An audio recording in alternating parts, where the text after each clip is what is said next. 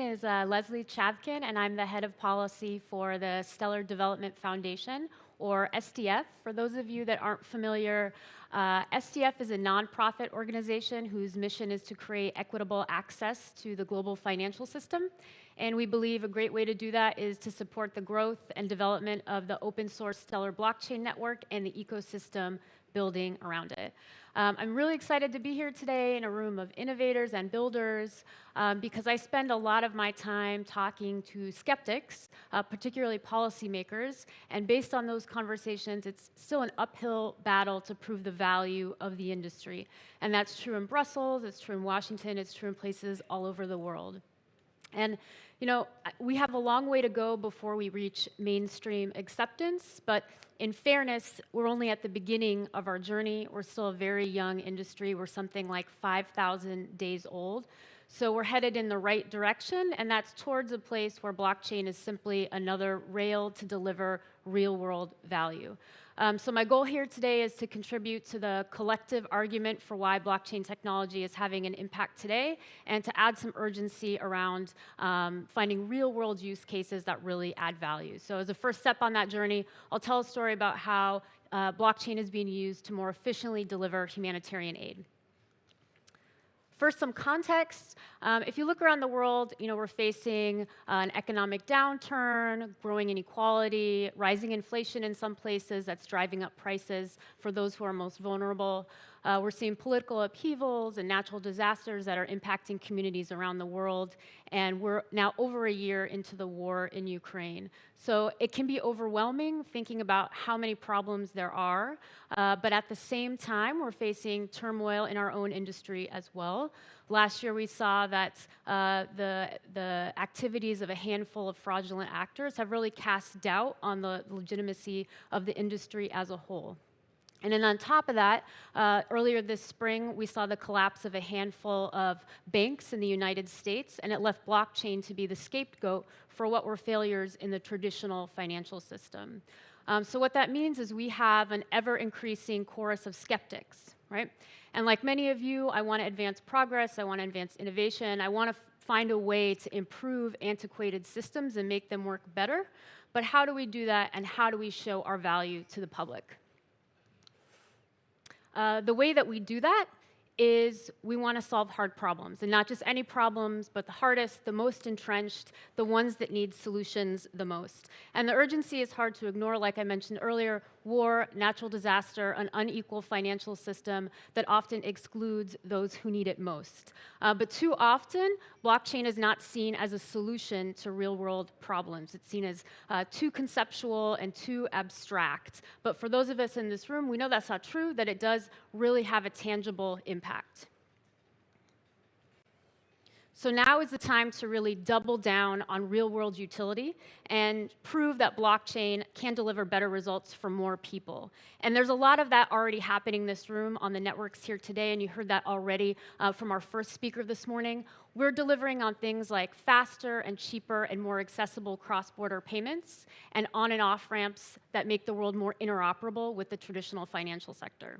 We're also delivering on access to credit for individuals and businesses who are underbanked, particularly in emerging markets. And we're also providing flexible payroll solutions for those who want to be paid in digital currencies. And these are all very, very meaningful use cases, but the one I want to focus on today is delivering humanitarian aid via blockchain. So some context on humanitarian aid.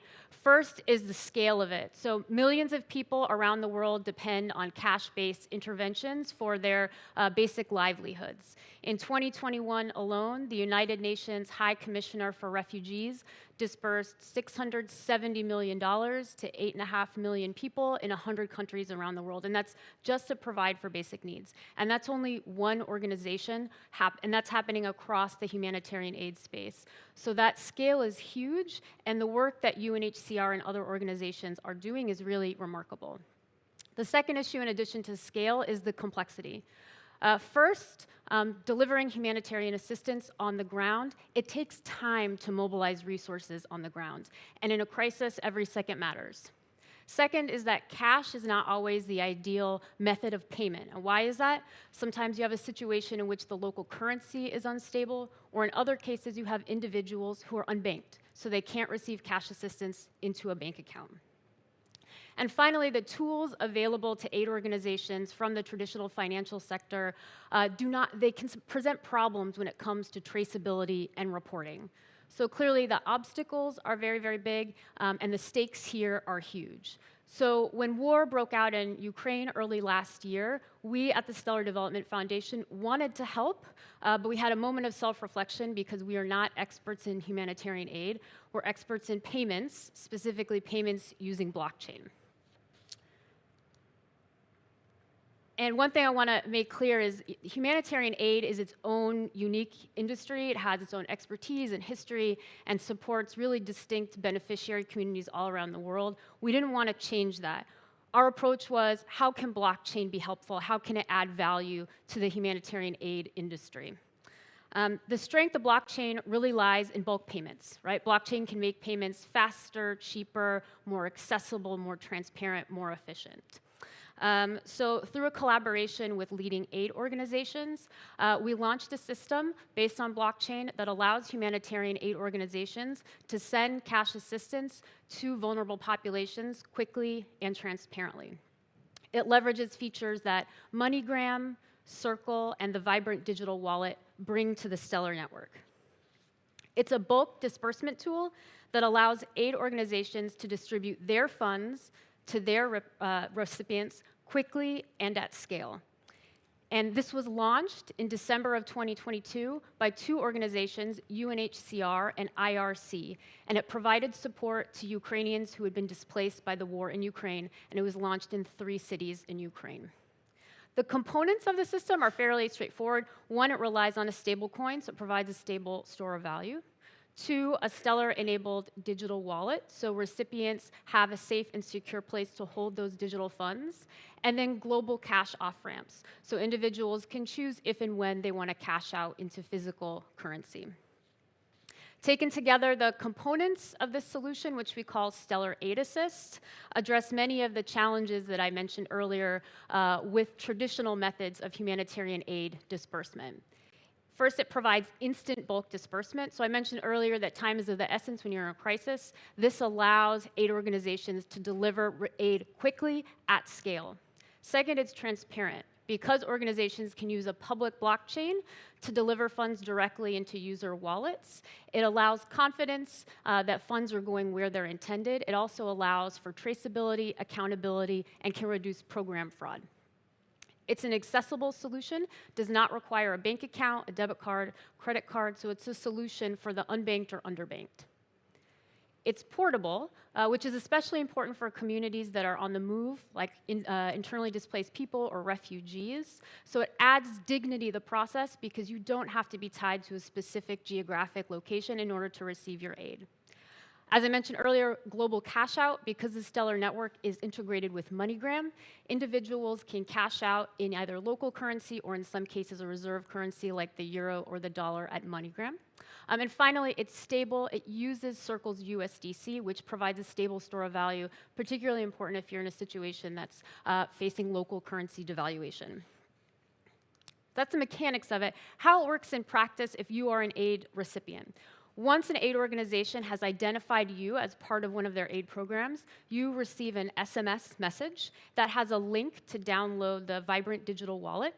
Once you do that and you enroll through the Vibrant Digital Wallet in that aid program, then you can almost instantaneously receive your aid funds right there in your digital wallet in USDC.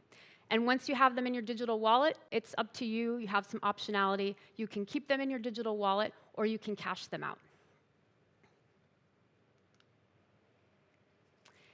So something that wasn't clear in sort of the mechanics and the technology behind this is the role of the human dimension in this solution. There's a lot of talk about the trustlessness of blockchain technology, but in this case, it really was the people behind it who identified a problem and worked collectively to find a solution.